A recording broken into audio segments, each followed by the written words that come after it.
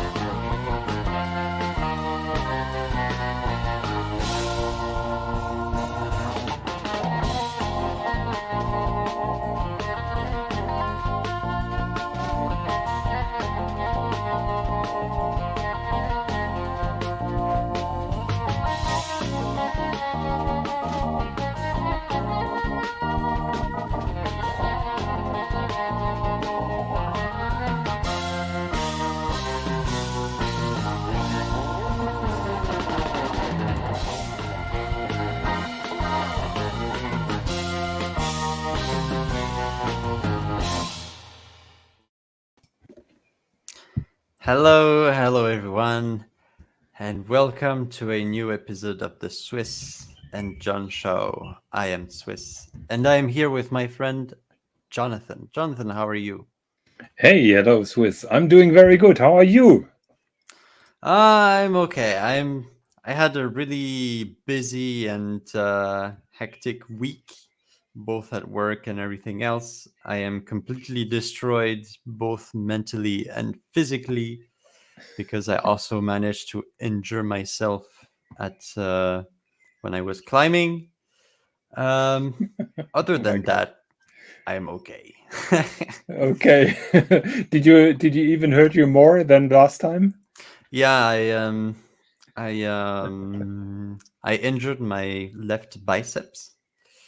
So it is a muscle injury. So it is bad, but not too serious. So you can't wear any heavy watches now? Yeah, I still can. I still can. Okay. Maybe that's another reason why you moved to lady watches. Yeah, true. Yeah, more elegance. You know, less in-your-face macho watches. More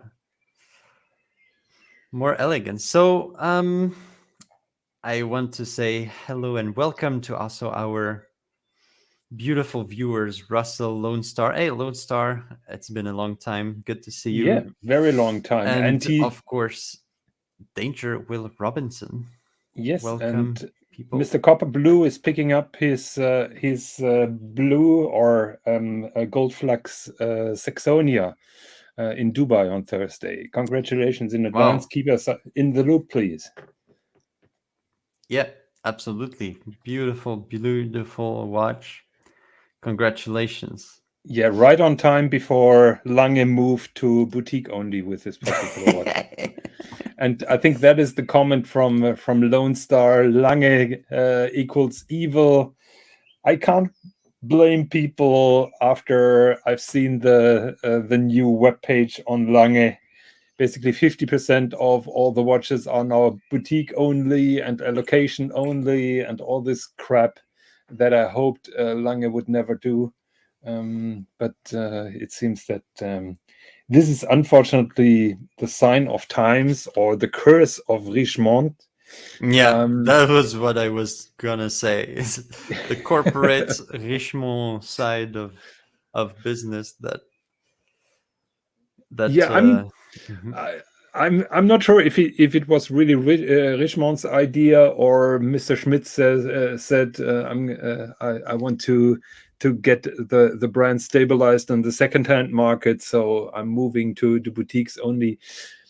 As a matter of fact, most of the big brands are doing it, and if you see how the value goes up on a wristwatch, the last 40 to 50% are made with the ADs. And of course, the watchmakers or the watch brands want to cash in those 50% of the retail price. And that is the reason why everybody moves boutique only. And like I said, I'm not happy with it. If Richemont gives Lange the liberty to create and produce the watches just like they do, in terms of new movements, own movements, and everything like that. I can live with it with a heavy heart.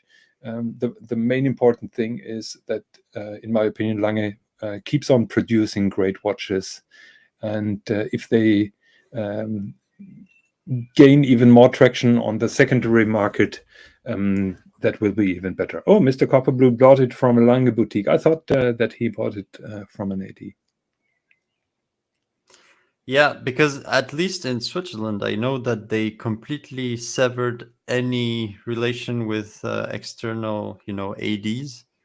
The only way to get a Lange now is through the Lange boutique. And it fills me with sadness because in 1994, they invited a group of selected ADs who could buy the watches from the first generation. And even some of those first our clients have been now booted. And that fills me with sadness. And that is simply something that you don't do when you were depending on those ADs right at the beginning. And the support for Lange was incredible, particularly in Germany. So it is very sad to see, I must say. Yeah. This is the kind of thing that you would expect from like AP. Yeah, Panerai. I have a fun story. So actually, there is a well-known guy here in Geneva who is basically the rich asshole young guy of the city. So he is a rich millionaire, even billionaire, I think. Mhm. One of the top fortunes of the country. He has absolutely everything. He has a Bugatti Chiron, all the watches, properties, everything. And he has a few businesses where, when you go on the website, he claims that he is a self-made man and everything, but truly his fortune comes from his family and inheritance, so he did nothing. And he is one of those crazy Instagram people who always have to show their fortune and show off and everything. And so he went to the AP boutique, and he wanted to have all the APs like all the other people, other rich people. And the guy, he said, I won the 15202 jumbo blue dial. And the guy said, no. Straight said, no. Was it the same person that dealt with you? I don't know. I don't know. Because that was like a year ago. Okay. He said, no, you cannot. So then he said, oh, but do you know who I am? He said, I'm one of the richest guy in. So what can I do to get this watch? And then he said, oh, well, since you are so rich, if you buy for 1 million in AP watches, then we might consider you for the 15202 jumbo. 1 million. Yeah, because so apparently there is that threshold where you become, you are absolutely nobody, and then you can ascend to a AP client. No, not it's all VIP, part of the journey. just client. Yeah, Before that you're the, nothing, and the threshold the AP is journey. Yeah, the threshold is 800,000. Okay. And so he bought, like in one day, he bought for 1 million in watches. Lady pieces that he offered to whoever. And then once he did that, he got every freaking watch he wanted. The jumbo, the ceramics, the perpetual calendars, everything. He got everything. So this is how the AP How it boutique works. works. Yeah. It's easy to get watches. You just have to to spend Yeah, but $800,000, and then you get. doesn't AP think about what happens now with a million Swiss francs of ladies' watches that are now landing on the secondary market and flooding everything? I don't think they give a shit. Okay. I don't think they give a shit. That is So sad. yeah, Okay. it is Yeah. crazy. And the sad part. Well, I was told this story by someone, but I totally believe it. I totally believe it. Really, I do. So yeah, that's fucking terrible. So yeah, um, my 15450 is in the distance over there, and every time it's further and further and seems more and more unreachable. Yes. Oh, So yeah, Mr. Copperblue says he's in good touch with the boutique manager, and he tries to get on the list for an Odysseus. Odysseus. Yeah, the question is in steel or in titanium or white gold. By the way, everybody who bought an Odysseus first generation, where you can remove the bracelet, don't give the watch like that to Lange, because they will make the end link permanent. Oh, So be very careful. Be very careful. If you're one of those few who owns an Odysseus of the first generation, where you can remove the steel bracelet, don't give it to them. Yeah, giving them fine whiskey and Lindt chocolates. So Yeah. Jonathan would say, pro tip from a German guy: you have to buy them Ritter chocolate. No, Lindt is good because nobody knows Ritter outside of Germany. But if anyone Yeah, but is in wouldn't that German, even be better? Giving them the fine German chocolate instead of the Swiss chocolate. I'm not sure. If you want to get kudos with the boutique manager of the Lange boutique, what are you going to give him? A really good whiskey or a well-known whiskey for the same price? Yeah, maybe you can just offer them. Particularly in Dubai, because in Dubai everybody in is about Dubai. brands and prestige. Well, And would they get whiskey? Isn't whiskey outlawed in Dubai? it depends on the boutique manager. And when I was in Morocco, the tour guide, I asked, so why are you drinking alcohol in the night? And he says, when the daylight is down, God doesn't look. Oh, right. So, yeah, that is very Morocco-like. yes.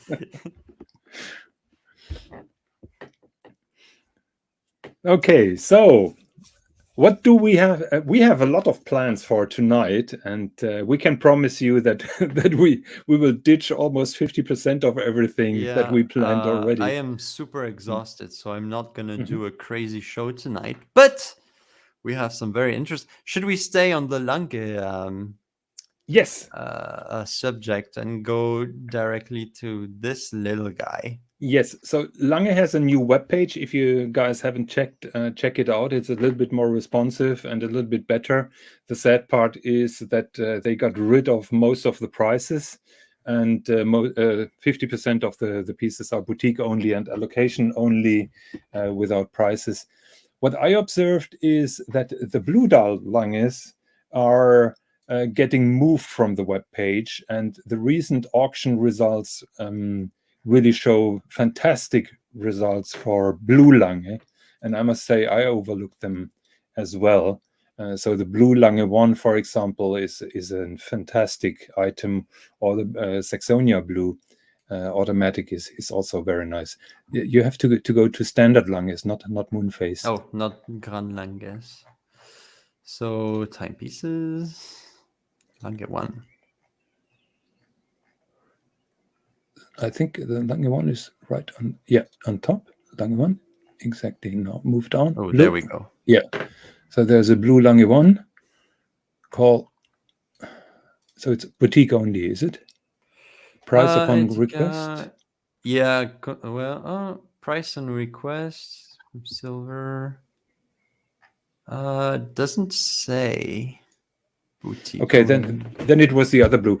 So in general, I discovered my love for blue Langes because Collected Man and the recent auctions showed some mind-blowing blue Langes, and they look much better than the one from the stock picks. Do you remember that?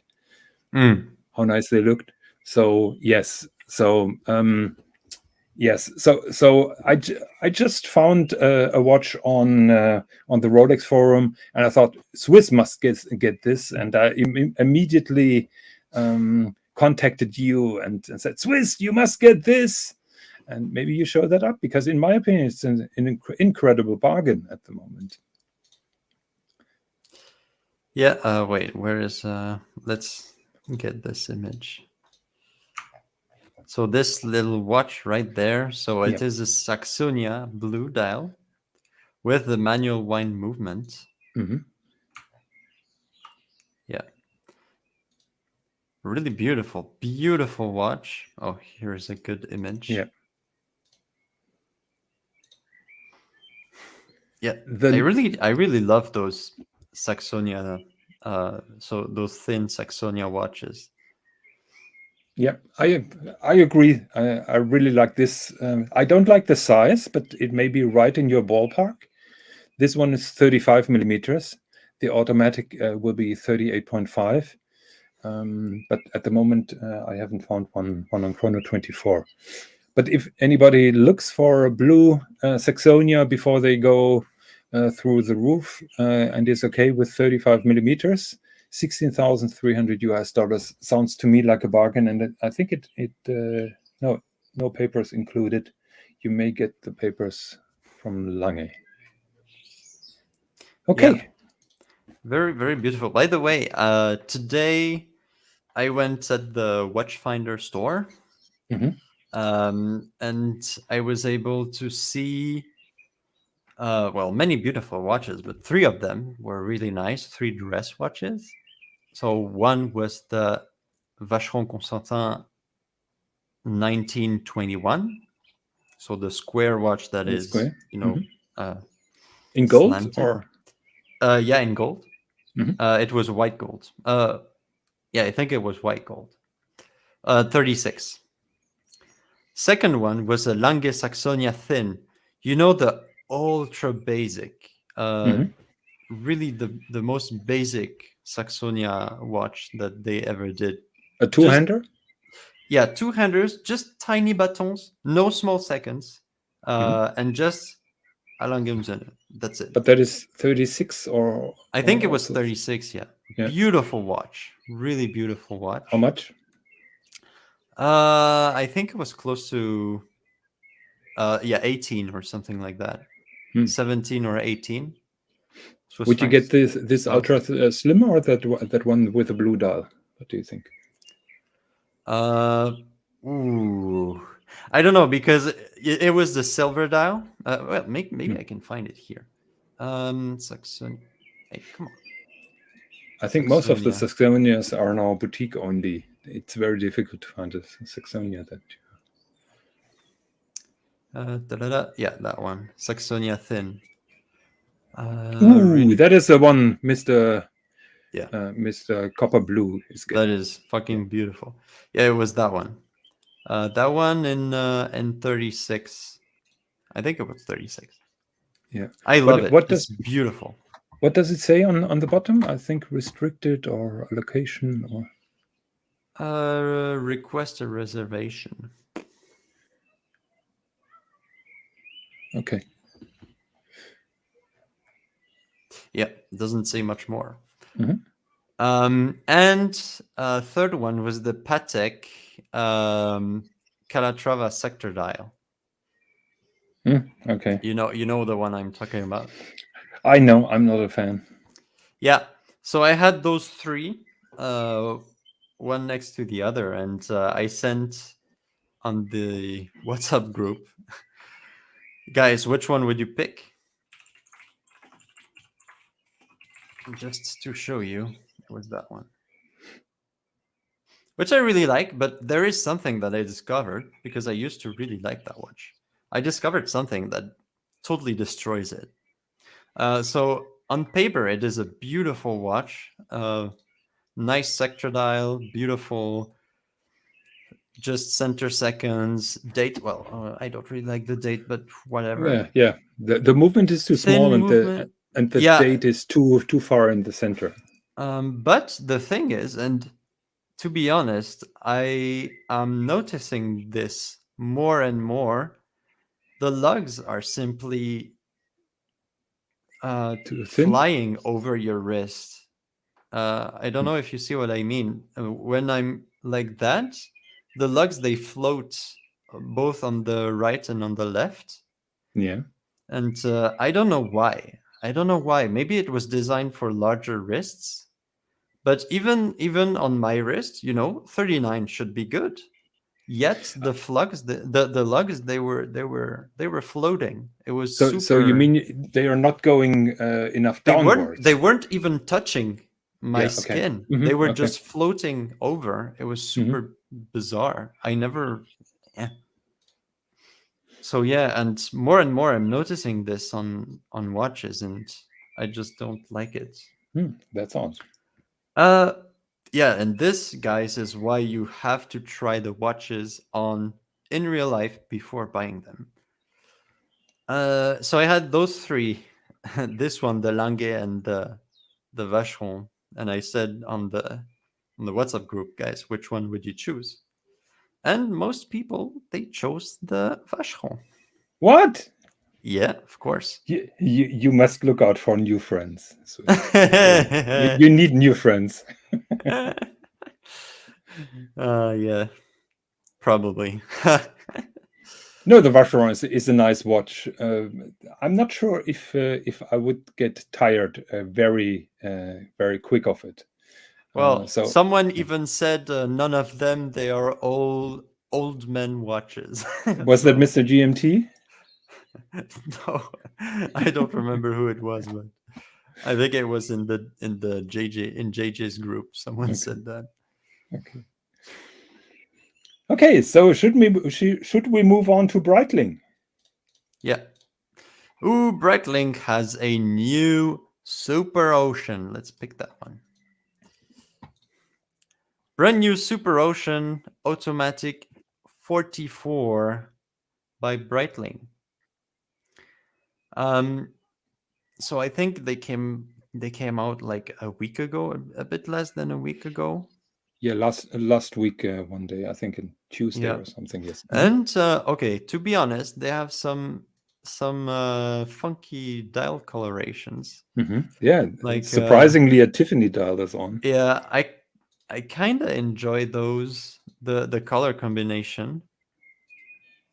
Of course, a green and a Tiffany blue. Of course. What can I say? And this is of like, course, a Swamp Master. Yeah, this is not any green. This is the Hulk green. Yeah. Right? It's not just green. It is the Rolex green. It is not a coincidence. Let's say it like that. Yeah. Is it also on the Swiss price range? What I find strange is the 44mm watch is cheaper than the 42. Is it? Yes. Interesting. At least in Germany. Oh, I didn't know that. That is interesting. 44. Well, maybe I don't know. It is the same movement. Less. So this gives us an example how crazy this watch collecting thing became. Because I was thinking, oh, it's a nice summer watch. So movement is called the Breitling 17. Let's it is find the other one. 28. No, I think it's the same. Let's find the other one. So super. Where are the collections? Come on, over there. Is it compared to the Heritage or the simple Super Ocean? Where? No, go under novelties. Because they have both. Here They it is. have both. Oh yeah, there it is. What? True. Yeah. Oh no, And wait. it's the same movement. So the 44 is $50 more. Yeah. In Germany, it's 150 euros. 100 or 150. Interesting. Doesn't make sense in my opinion. Interesting. Yeah. So to give our viewers a little bit of a background, I think we should pull up the old one that inspired this particular watch. And so the history of this particular watch, or of diving watches, is quite interesting with Breitling, because Breitling has a tradition of aviation instruments. And in the 50s, Rolex came up with the Submariner, and other watch brands, Blancpain and so on, made dive watches. So Breitling chose to move to dive watches as well. And one of the first was that Super Ocean, and they made a chronograph. They made a chronograph for divers. And this particular watch was called the Super Ocean Slow Motion, that you see here on the dial, on the screen. And you can see where the design comes from, with that bright ring around the dial. Well, with the slow motion, it made sense, because this is a chronograph. And the slow motion name comes from the slow-moving big hand, which usually is a second hand for the chronograph. But that doesn't make sense for a diver, because a diver needs to start when he goes into the water, and then he sees how many minutes he's below water to calculate if he has enough air. So Breitling changed that movement, and that big counter, which is now at 12, is the minute counter. So it moves every minute by one. There is no second counter. And to make sure that that you activated the chronograph, there is that little white dot that shows that the chronograph is active. So that is the design historical thing that Breitling took out in their museum, and they took that bright ring and put it now on the new Super Ocean. And that minute counter from the chronograph actually is square. On this particular item, it has been fallen off, but that minute counter from the chronograph has that square part that you see now on the modern Breitlings. Maybe you can pull the, yeah. So those design elements are still there. The bright ring doesn't make sense because there is no chronograph. And that square dot on the minute hand now was the square dot from the minute counter from the chronograph. Yep. That is all very interesting. But now I guess we have to give the final judgment, which might be a bit subjective. But okay, all in all, I think this watch is really nice. It's really good. It's a beautiful. You can have it on bracelet, on rubber. It has funky colors. It's nice.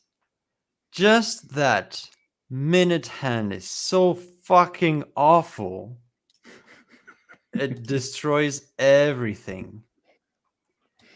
Other than that, I like it. I can't disagree with you mostly, but in my opinion, it looks really good on the wrist. Just have a look at that picture. And it is, I appreciate that they made some effort, and that is your word, They made some effort. Yeah. It is Oh, not yeah. the And I like the that. 100th Rolex clone. Exactly. It is a unique design. I don't like the minute hand as well. But other than that, I think the color combinations are really neat. There is one with an orange dial, which I really like. 1 second. Maybe I can find that. Here, there is one with an orange dial that I also like. So I think it's a refreshing thing. What I find alarming is this is not a watch for your life. This is not a watch that you keep in your collection for 30 years and hand it down to the next generation. This is supposed to be a fun watch. Yeah. And those fun watches are now 4,500 euros. And this is where the fun, in my opinion, ends. So I have a hard time seeing them as fun watches. Don't get me wrong, Breitling will sell crazy amount of those watches. I think they will be the hot watch during the summer, no doubt about that. I wish Breitling all the luck. I like the old one as much as I like the new one. But yes, I'm not. It is not for me. For 4,500 euros, I have other things to buy than this one, particularly with the 24 movement. So if you want a fun diving watch like that one for half the price, I would suggest that one. Which, it also has that funky colors, the retro style. It is a very well-known, dive watch brand. It has the history, everything. It is a fun watch for half the price. But this is, in my opinion, this is too much 60s. So I like the Doxa for what it is, but only in carbon fiber. Yes, the carbon fiber is nice. is in my ballpark. I like that one, but that is then slightly more expensive. What really impressed me is the new Seiko Monster. Maybe you can yes, pull this up. I have. So that was that was the one with the dimples that I sent you. Yes, that one. Yeah. Because I have someone who says, I appreciate that somebody makes an effort, and just look how the pattern from the bezel is taken over to the case, and the top view is even more spectacular in my opinion, because it looks like a shark or a monster bit into the watch. Just give me 1 second. I have to get the photo from the top view. Yeah, Lone Star Collector says, "Bye, Mrs. Higgins. Something nice with the 4K." I'm afraid that she's listening. Actually, I could imagine that this watch looks spectacular on a rubber strap.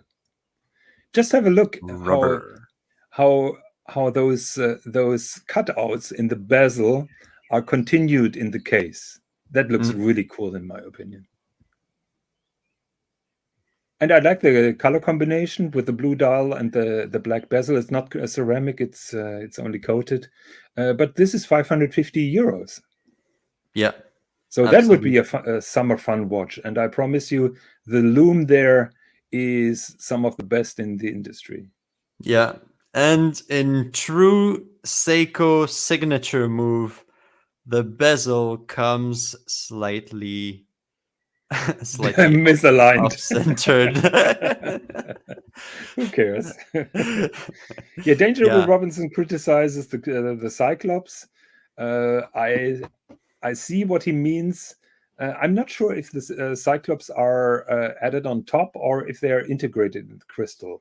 So my verdict depends on if it's added on the top, just like Rolex, or if it's inside of the crystal. Yeah. But guys, keep in mind, this is for readability, because we have this watch here, and you see how tiny the day and date is without the Cyclops. Yeah. Other than that, this, I guess this is a Seiko watch that I really think is really nice.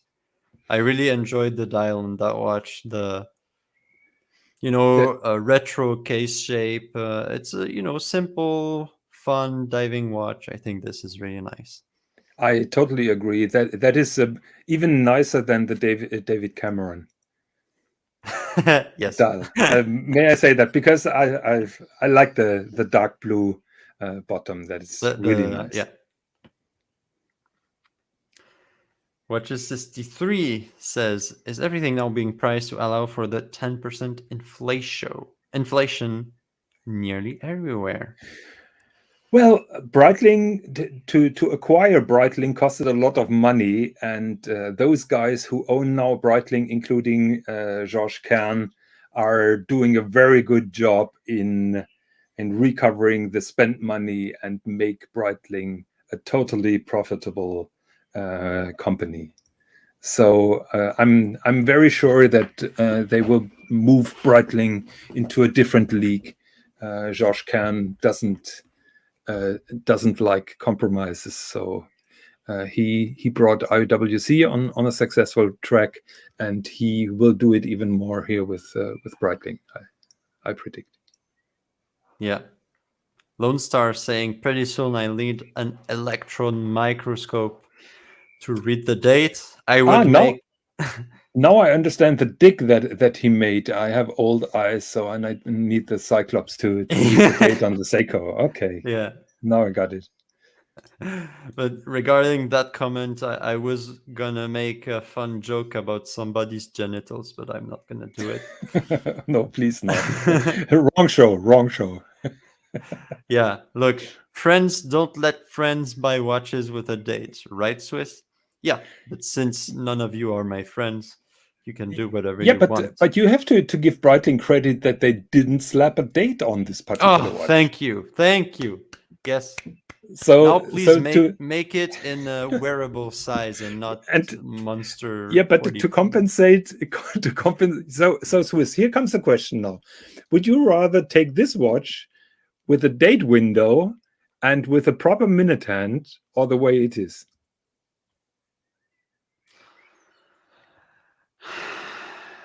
Now I think I would take the no date like that. Okay. Yeah, you're such a fundamentalist. I hate the date. It is man. awful. I hate the. I hate that. If you want to make it even worse, you make so that tiny square has a date inside. That would be the absolute worst thing ever. That would be a super complication. Come on. the traveling date, the wandering date. Yeah, Pixel says it nicely. I think it's refreshing. Breitling is willing to be bold, a bit pricey for what it is, but yes, a fun piece nonetheless. I have another. Yeah, please continue. And somebody much wiser than me said it must be hard.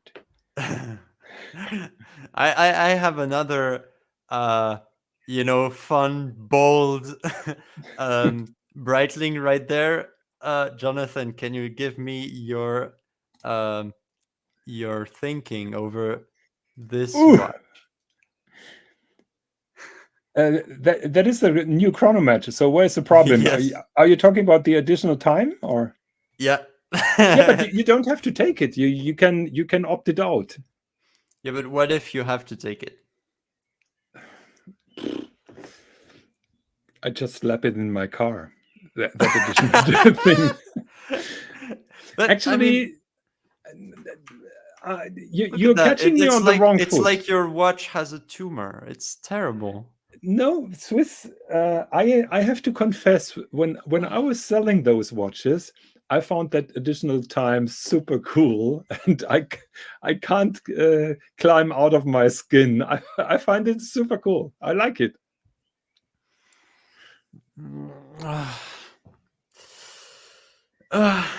Yeah.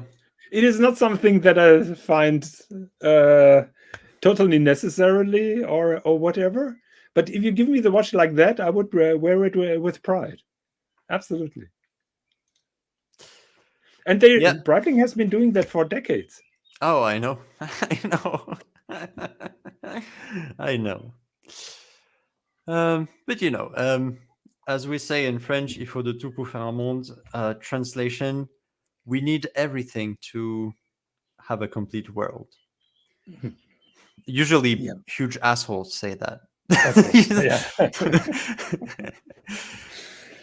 Okay, so we have now 40 minutes. The show is running 40 minutes, so I can safely predict that the Valjoux 7750 that we try to cover in terms of history, because we're so terribly afraid that we're running out of topics. We can't do the 7750 history, so we have to do that another time. So yeah, what should we do? Should we move to the Monaco auction, or what? Yeah, What should let's we do? do the other.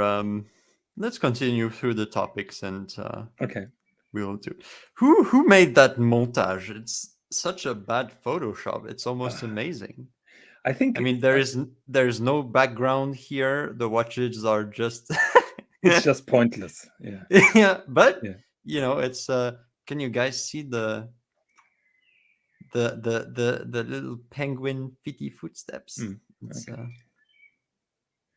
So yeah. that is also the monster with those grooves, but they're not as pronounced as on the other one, as far as I know.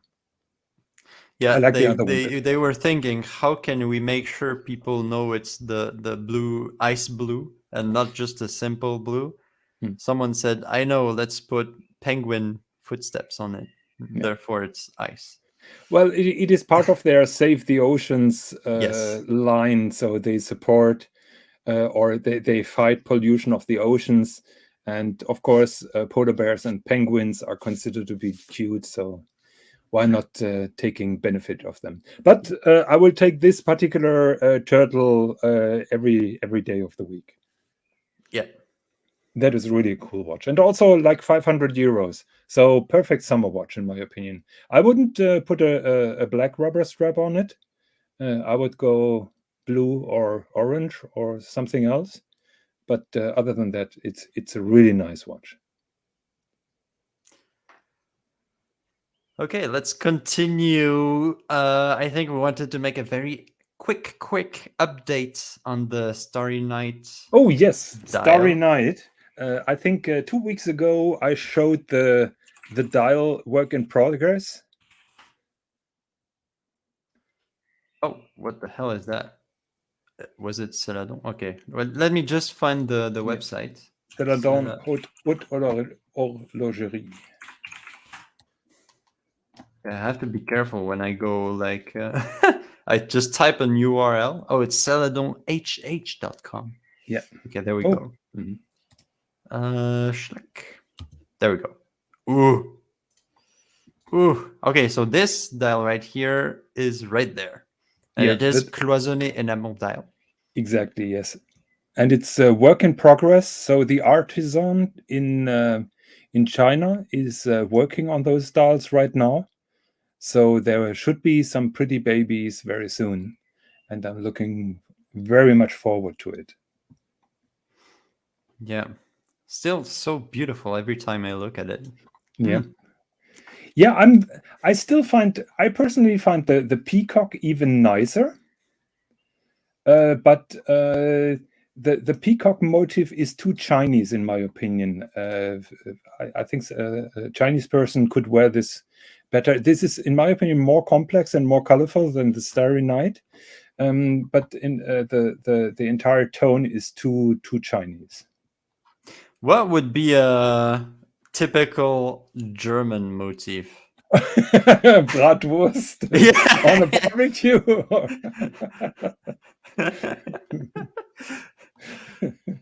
I mean, Germany doesn't have like a official animal, has it?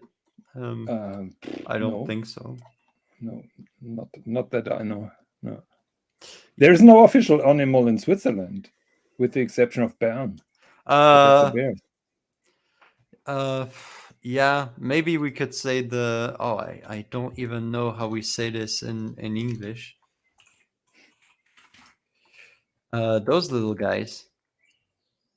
Can't I find the English page? So Lone Star, are you talking about the Starry Night It's called a or about Marmot, apparently, the even watch in that English. Danger Will Robinson just mentioned? The Starry Night, I think the price went up. 1 second. I think that would be a perfect Swiss animal because they are all over the Momeli. Swiss Alps. Yeah. And The there are Momeli. those sorry? The Momeli. Momeli? Yeah, Momeli. The people Apparently it's in called Graubünden. Marmot even in English. Okay. So they are those little guys who live up in the mountains and they burrow underground. And they just go out to hunt, and they usually make those very high pitched noises and cries that you can hear all over the mountain. Really nice. They're very cute little animals. Yeah, very very cute. Yes, we saw them a lot when we were in Switzerland. You can see them running on the hills in the summer. Yes, and they're digging holes everywhere. Yeah. So be careful where you step in. So to reply to Big Sal's question, how much for a Starry Night, please? The price is 14,900 US. And if you want to have handmade dials, that is 2,000 extra. Breguet overcall 2,000 extra, and bespoke dial. And that here comes the interesting part. Bespoke, so you can choose whatever you want. 3,000 US. So yeah, you said 14 and not 40, right? No, 14.9, and 14. that is 14.9 is usually the price that you pay for from a Swiss artisans for the cloisonné dial alone. Yeah, usually just the dial would be this price. Yes.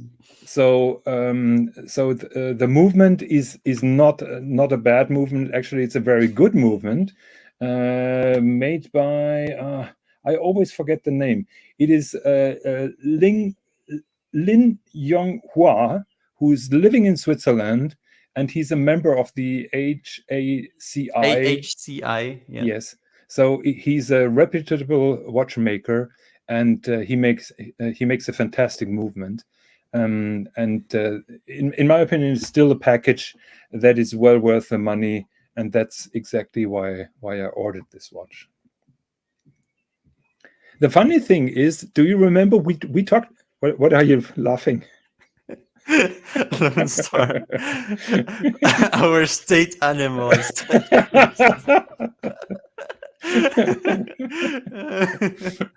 good.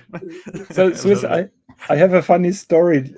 You remember 2 weeks ago, we've been talking about this particular watch, and I told you that I told Benjamin Chi that I want that movement in rhodium plated. Yeah. So I ordered it with rhodium plated bridges. Next day, I'm receiving a message from Benjamin Chi. I just watched the show. Is it true that you want the rhodium plated? Because I have your order on a gold plated. So that is how those YouTube channels work. That is how the communication goes.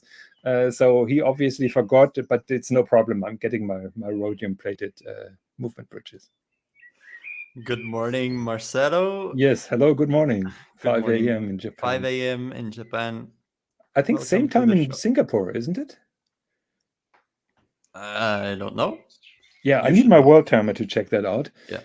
But I think it is the same time. By the way, we're trying to get Benjamin Chi on the show again. But at the moment he's sleeping very good at night. So it's difficult for him to join the show. And I told him, no pressure. You're welcome whenever you can make it. But I totally understand that it's really an inconvenient time for him to join our show. But he wants to come, and he promised me that he will soon be with us. So best regards to Ben. Yes, absolutely. So we can maybe continue. Boom. What did I? What was the? Yeah, just wanted to add about those cloisonné dials. Those cloisonné dials are made by a famous Chinese master, and he's doing that only by himself. And so this is a famous guy who makes those those Yeah. cloisonné dolls. It is not just a kind of outsourcing to China. This is a specialist who does it. And maybe you know that Chinese, the Chinese people have been making ceramics, pottery for like thousands of years. So Exactly. Yes. I think they know a thing or two when it comes to to enameling. Absolutely, and you can tell. Yes. Okay, Swis, what do we have next? I think we wanted to have a word. Yes. Can we put the link to that YouTube video in the comments? I just did. So the Fine Watch Club did something spectacular, in my opinion.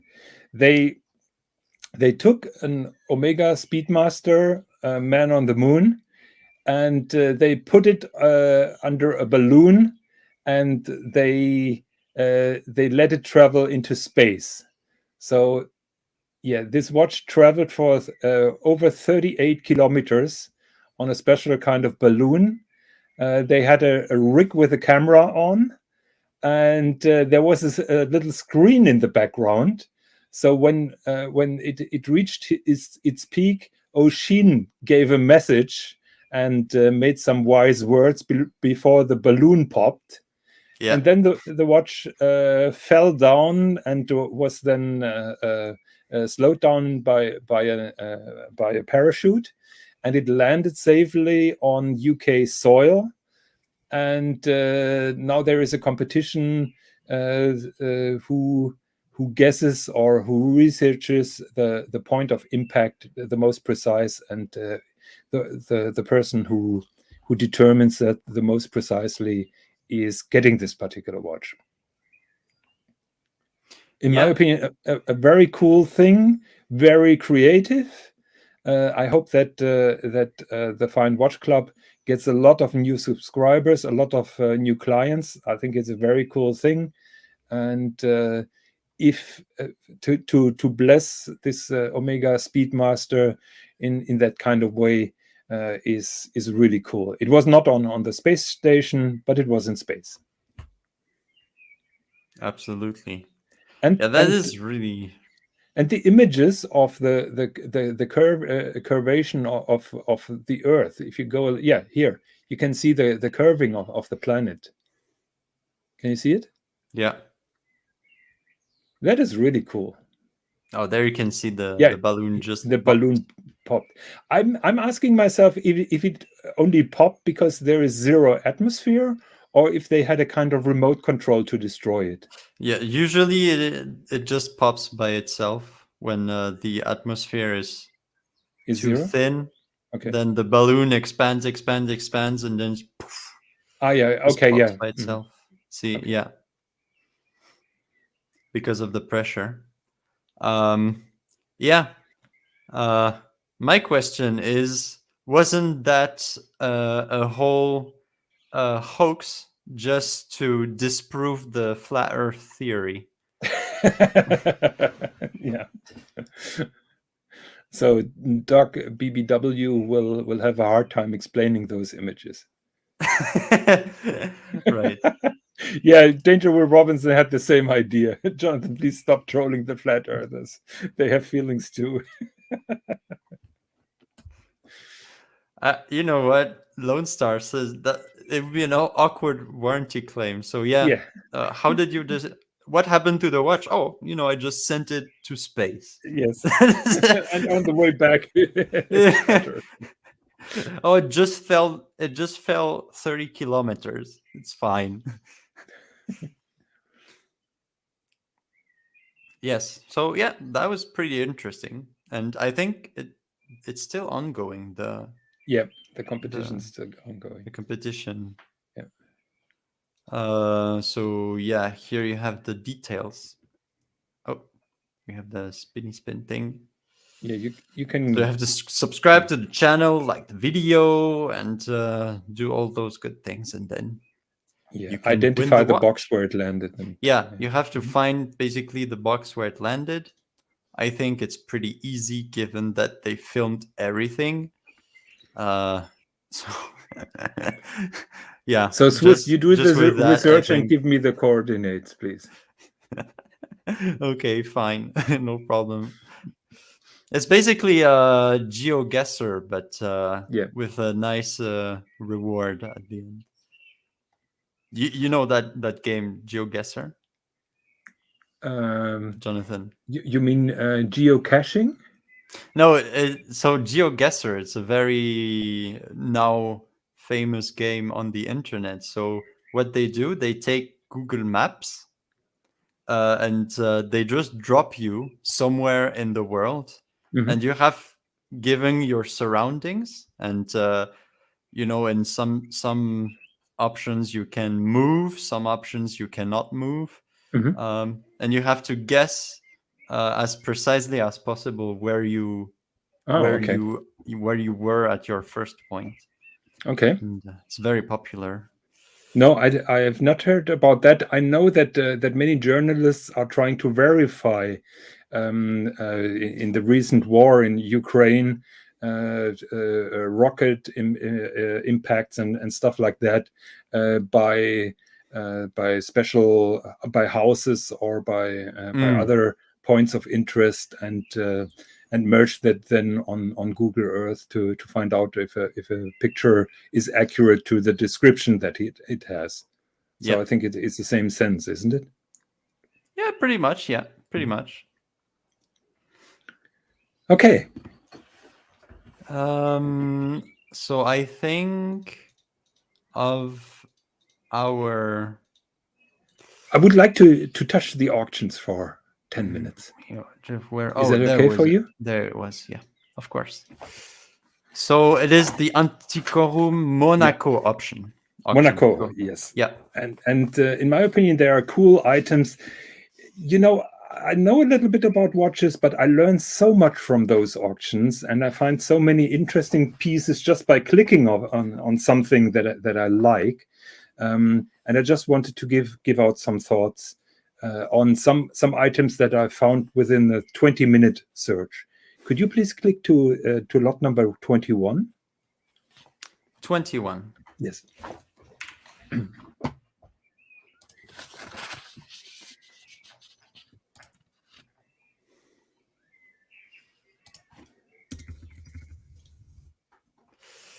Blancpain. Blancpain chronograph, not spectacular at all, chrono. but it is a monopusher. Yeah. And I found that very cool. And if the starting bid is 7,000 euros, in my opinion, it's a very interesting watch. It should go for much more than that. And 38 millimeters. It is not the usual 34 millimeter size. Oh, it was a watch from 2006? Yeah. Wow. Actually, that must have cost a fortune at retail. Yeah. Even better are the perpetual calendars by Blancpain. Can you pull up? Oh, they go for nothing. Yes. Yeah, those you can have at a bit over 10. It's crazy. Is there another? Still one below. Yes, lot 20 is oh, one. yeah. That one. Yeah. So starting bid 10,000 euros, but it could be below. Oh, that is a chronograph, isn't it? That is a chronograph. Yeah. So this is a perpetual chronograph. Wow, 10,000. That would be awesome. Yeah, but the normal perpetual calendars, Blancpain, are dead cheap. I find the steel one very interesting. They have a perpetual calendar in steel. Did you know that?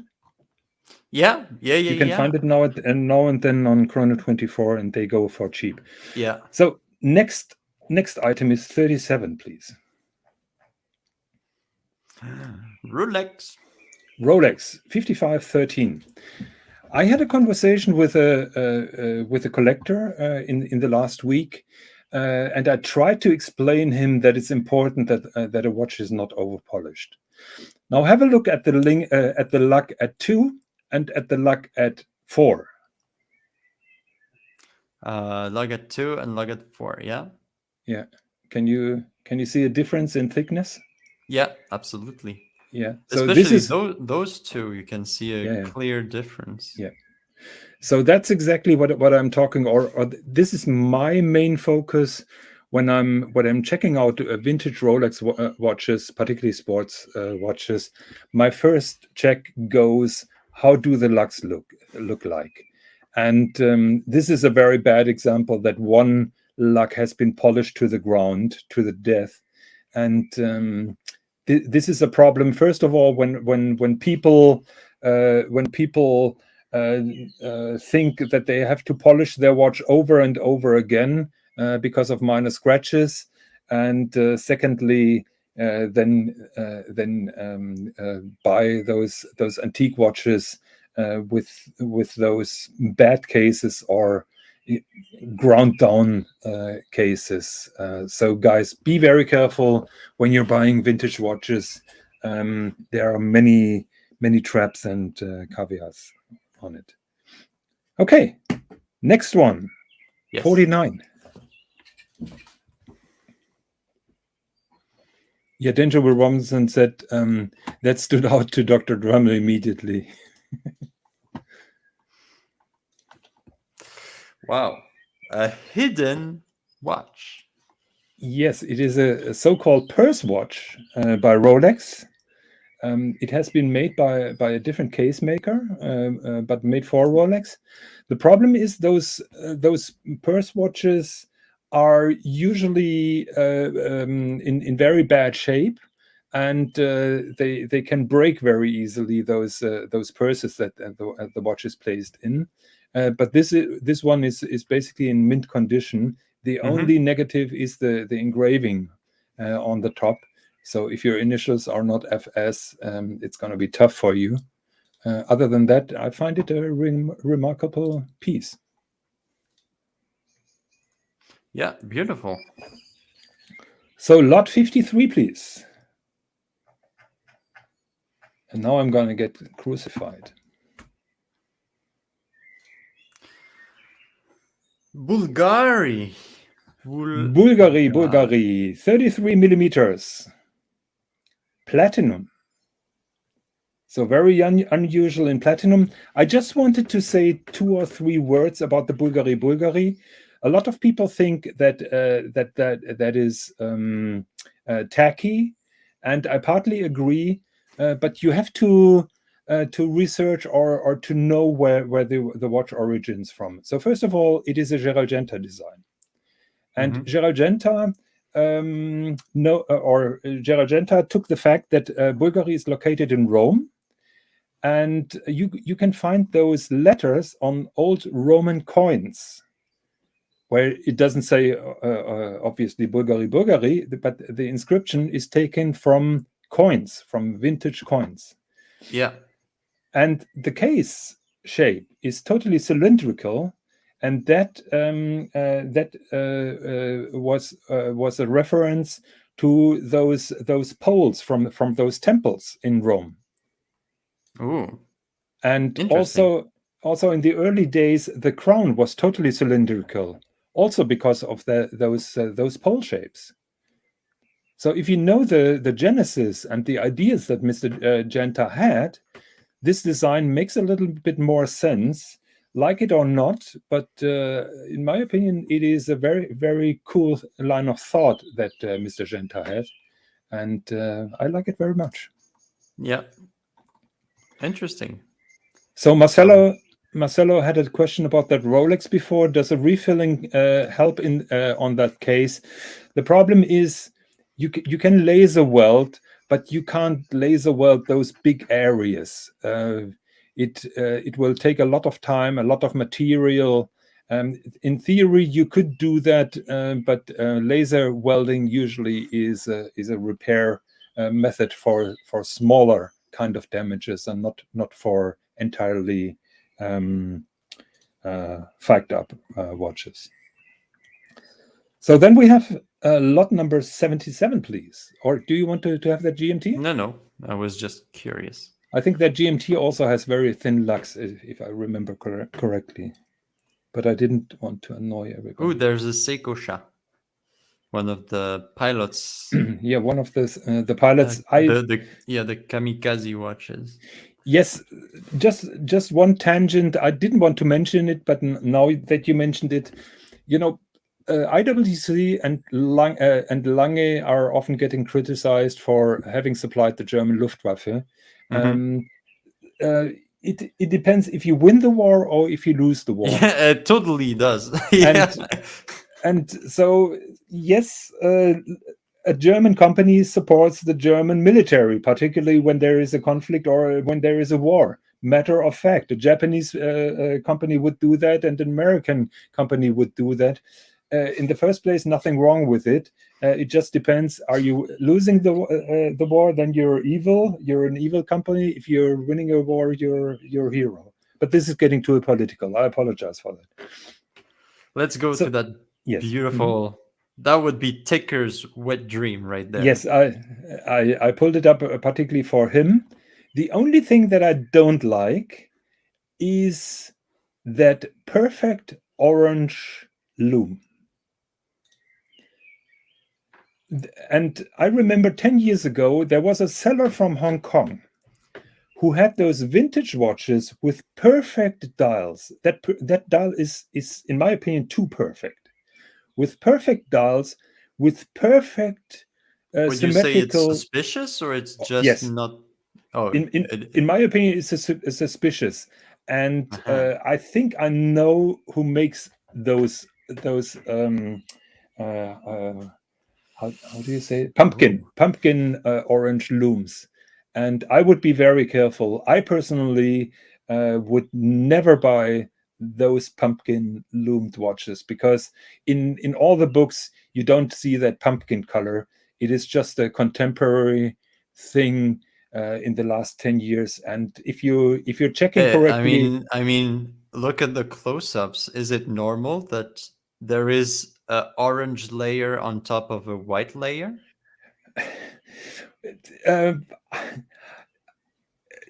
If there is proper patina, there is also a kind of white layer below, so you can have that. But I mean, it's hard to see for the viewers, but for me, I have a big resolution. I can clearly see that there is basically a thin orange layer of paint on top of a white layer. And here it even covers a bit of the dark. It's okay. It is dodgy. So that's this is why that's crazy dodgy. Wait. Yeah. This is why I wanted to bring this up. So vintage guys, if you see that pumpkin loom, be very careful. That is all I'm saying. I personally I would never buy such a watch because I'm pretty sure I know where those watches are coming from, and they all have been in Hong Kong at one point of time. Let's say it like that. So I mean, next one. Look here. You can see here there's a white layer, and there the orange, it goes a bit over the dial. Yes, but on vintage watches that is not uncommon. That they why is that? I think during the process that there was a kind of white border, and then they put on the white loom that aged then. I'm not convinced, but okay. Yeah, I agree with you. This looks suspicious. Yes. Okay. So we have now lot number 82, please. That should please you. Oh, beautiful Gégère Lecoultre. Yeah, I didn't remember that those existed. That is basically a jalousie watch. Okay, this is highly interesting. So it has a little slider here. Yeah. And you can basically there are two doors that you can open or shut. It is really nice. Oh. Yeah, and there is an enamel dial below that shows some zodiacs, limited edition. Did you know that this watch exists? No, I saw this one. I saw this watch with some kind of erotic micro painting underneath, but I thought it was some kind of piece unique. I saw this kind of watch on a recent auction, but I forgot to mention it. So I made sure that this time this is really were nice. showing it. Okay, next one, 85.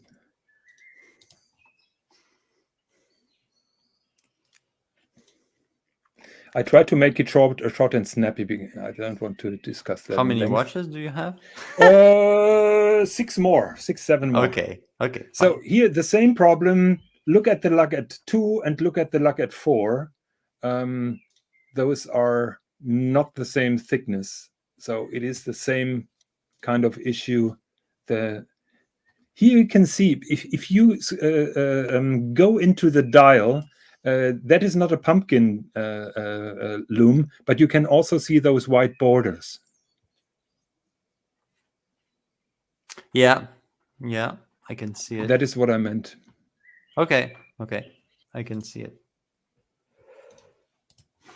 Okay, so we have then lot number 90. Oh, an old Vacheron Constantin. What is this? Yeah, that is a chronomètre royal in steel. Not Vacheron's finest hour, I would say. Just a reminder that at that time, that is from the 1970s, Vacheron was basically broke and totally lost their way, and made some not so nice things. Let's say it like that.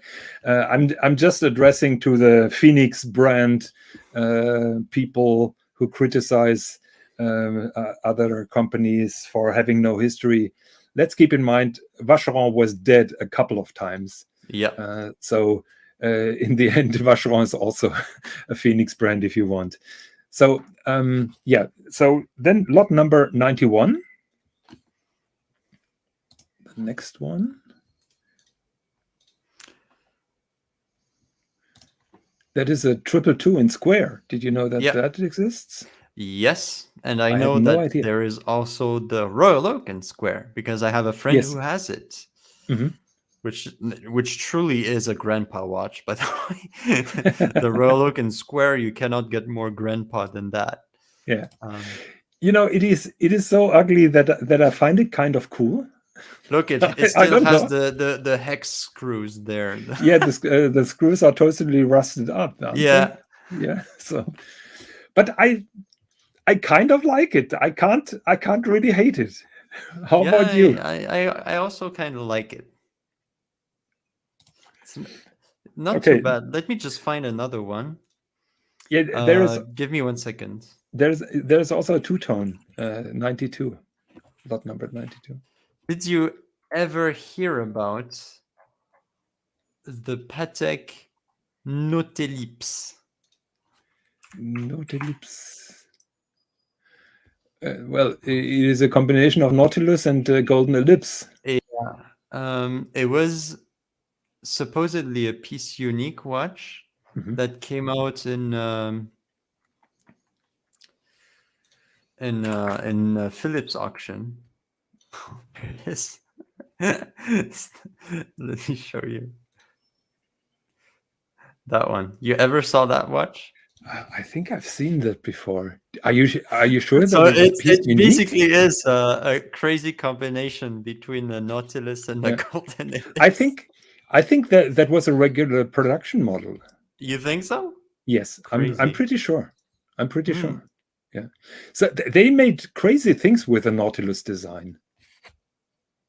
And that is not one of their finest hours, I must say. Oh yeah, look, there's tons of different ones. Yeah. Oh my God, what is that? Holy hell! Well, those are the 70s. And maybe now that Vacheron Chronomètre Royal makes sense because it looks quite similar to that. Yeah, the bamboo from AP was also just look the square Royal Oaks, even with the khanjar. Actually, the square Royal Oak looked very good on a lady's wrist. The small one on a lady's wrist was really beautiful. So would you suggest that ER gets a square roll? I'm not doing recommendations to ER anymore. Then let's not make any comments about that. Well, let's say that Lange that we discussed is far better. Would you agree with that? True. Okay, let's go to next. What's next? lot number 92. 92. Another Vacheron Constantin. Yes, that is the same in two-tone. And Watches In 63 far better says, condition. yeah, looks better than the new one. That is debatable because that is the secret love of Swis, but don't hurt his feeling. Oh, and it has the Saudi Arabia stamping. Okay, lot number 103, please. Yeah.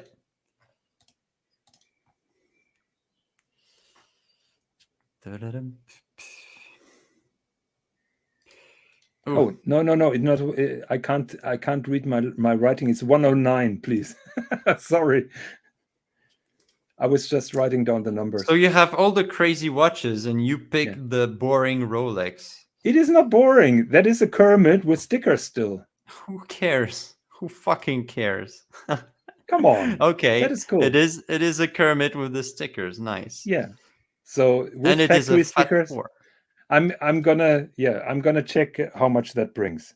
Next one, 216, please. Yeah. Basically, you picked that watch because you were looking at the money and not at the watch. Exactly. Yes. No, I love this watch. I can talk for half an hour why I love that watch.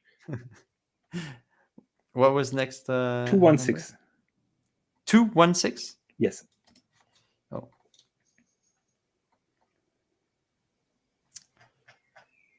216. Oh, what is that? That is a weird thing. I would like to research a little bit more. So that is a clock that has been made by Patek for a company called Oricoste. And Oricoste is famous for making marine chronometers. And this watch is not an independent watch. This is part of the time system on a ship. Ooh. So it is a controlled slave watch. Yeah. Okay. But from the design, I would say that was part of an ocean liner. I could see this clock in a dining room of an ocean liner. Yeah. And I would like to know which ship that has been on and what is the background of this particular watch. I'm pretty sure that is a very cool thing. Yeah, I mean, at first, to me, it looks like a television parabola. Maybe you can get ZDF with this. Oh, sure, yes. No, but it is a slave clock. I'm not sure what the proper name is. In German, it is a time network, and there's one master clock, and the slave clocks are then set this to one it. would be would have cables that comes from another clock that gives it the impulsion to set it to the right time. Yeah. Okay. So JD says the description said no Rolex. He wants a refund. I apologize. So 266, please. Oh no, 260. I think it's 260. I can't read my. Yeah, it is the Richard Mille. Yeah.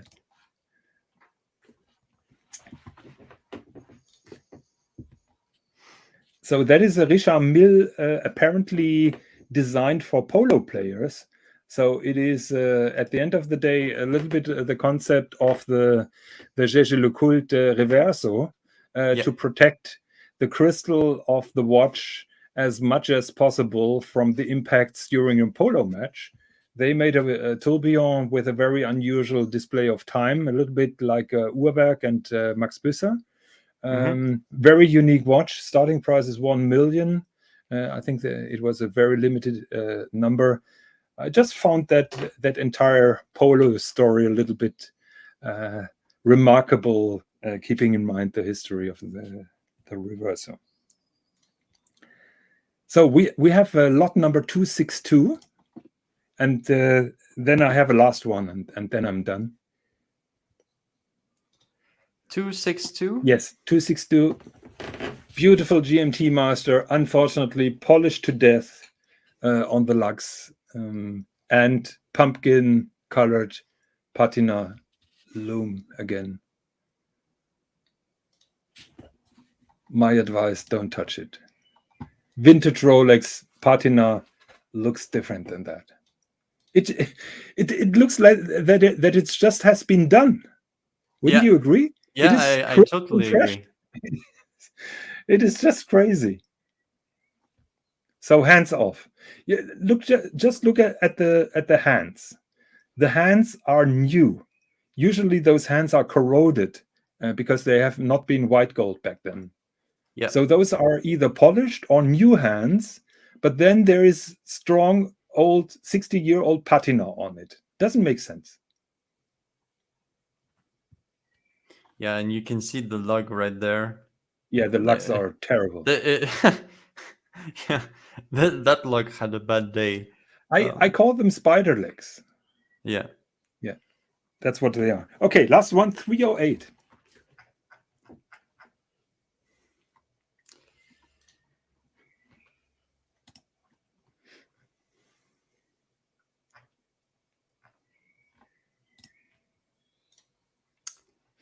Rolex.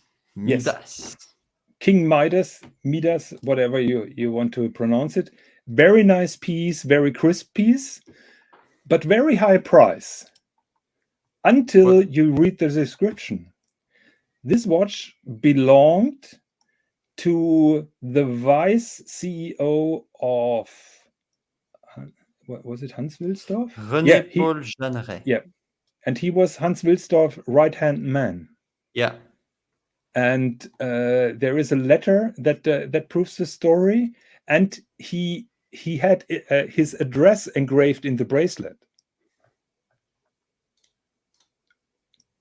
Unfortunately, there is no picture of the bracelet, but the description says that he engraved his postal address in the bracelet. So apparently he was scared of losing it. In case he lost his watch, Yes. he would instruct the nice Swiss people to send it back to his home, right? Yeah, probably. Yes, it doesn't make sense. But it was a different time in the 1970s. Probably an honest Swiss finder would have done that. Aren't you Swiss probably guys? the reward would be more consequent than the watch itself. Yeah, probably, yes. No, but I like the story of this watch. So, okay, I rest my case. I'm done. Okay, so I think we are all done with the show. Yeah, I think we're gonna wrap things up. We went for 123 minutes so far. Hope that it was not too boring for everybody. I'm just posting the link in the comments just in case that somebody wants to hop on after the show. I think Swis has to go. Yeah, I'm gonna go rest. You're tired. Yeah, and yeah. But I'll be on for half an hour or something like that. If somebody wants to talk, I'm there waiting in the back room. Absolutely. So once again, thank you everyone for watching. Thank you very much, Mr. GMT, for sponsoring that show. As always, our godfather, Mr. GMT. And see you guys next time. Have a good week.